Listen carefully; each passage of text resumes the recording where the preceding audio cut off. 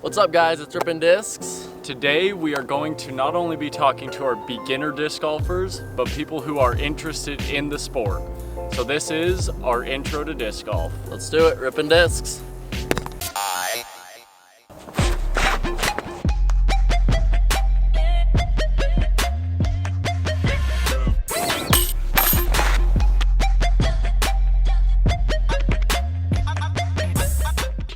The first thing we're going to talk about today is what disc golf is and how anybody can play the game.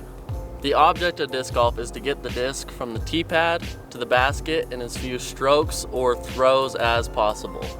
It follows the same format as golf, so it's very easy for everybody to understand. Disc golf is a sport that is played with discs, and within disc golf there are 4 main types of categories of discs. Very similar to golf, we do have our driver starting us off.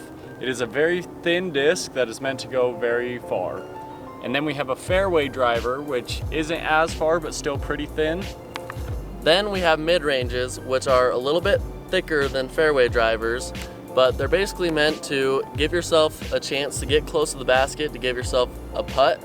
And then we have putters, which are thicker and very grippy, so you can control them around the basket. The main differences you'll see when you look at each disc, they do have numbers that rate them differently. Drivers are typically the fastest, ranging from about 10 to 14, and then fairways are around 6 to 9, and then mid-ranges are around 3 to 5 in that general area, and then putters are usually around 2 or 3 on the speed. For a beginner, when picking out a disc, you're going to want to go with something with a lower speed, something like a fairway driver, a mid-range, and then you're also going to want to pick up a putter, because if you throw a high-speed disc, you won't be able to get it up to the speed where it does the flight it's supposed to. In the description, we're going to put links to starter packs from different companies that typically have a fairway driver, mid-range, and putter. They're a great way to start. They are cheaper than just going for one disc. If you're wondering if there's any disc golf courses near you to play at, download this app called UDisc. It's the top one in the world. All the courses will be loaded in. You'll be able to read reviews, and more importantly, it will show you the layout of the course and GPS coordinate you to each tee pad and each hole you need to throw to. When you get to the course, you're going to find tee pads, and at the first tee pad you should find either a cement one or a mat, something of the sort, and then you're going to find a plaque that has the layout of that hole and where the basket is on that hole. At the first tee pad, you and the people you're playing with determines who will throw first, and then each person will follow until everybody throws. After everybody is thrown off of the tee pad, the next person to throw is the person that's disc landed furthest away from the hole, and then you continue to go in that order as you get closer and closer to the hole. When you first approach your disc, what you're going to do is either have a marker, which is a mini disc, and place it in front of your disc and pick up the disc and throw from that marker.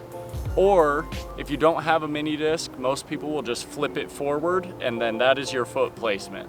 Another option is to simply just stand behind your disc and throw from it. At your throwing point, the main thing to think about is that you have to keep 1 foot behind the disc or on your marker.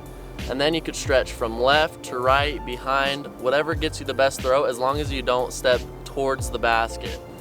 The main time that you will see people advance over their disc is after they have thrown it and they are outside of the set circle around the cage. That is called a jump putt, where you are allowed to move forward after it's thrown.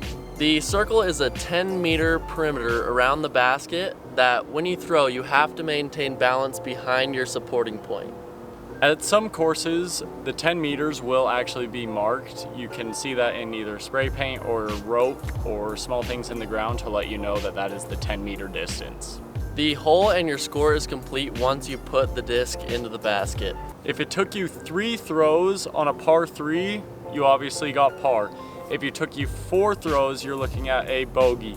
The same as golf works, you would be at a even or a +1, depending on how you threw. And in disc golf, it is just like golf, where there is a par 3, par 4, and par 5. And that is the basics of disc golf, and disc golf is sure a sport that we have grown to love a ton. It's a sport that everybody who plays it falls in love with it. It's free to play at most courses and it's easy to get started.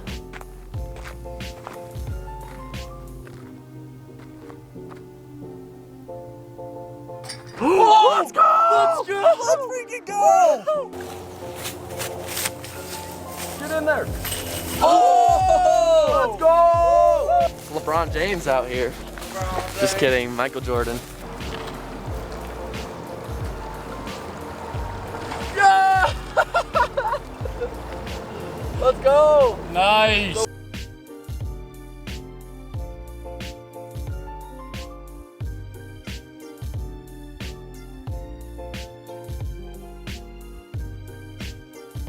And as you'll find, there is a lot of actual local leagues or groups that play together. We are part of the Northern Utah Disc Golf Association. Haven't met a guy I don't like. Everybody is very friendly in the sport.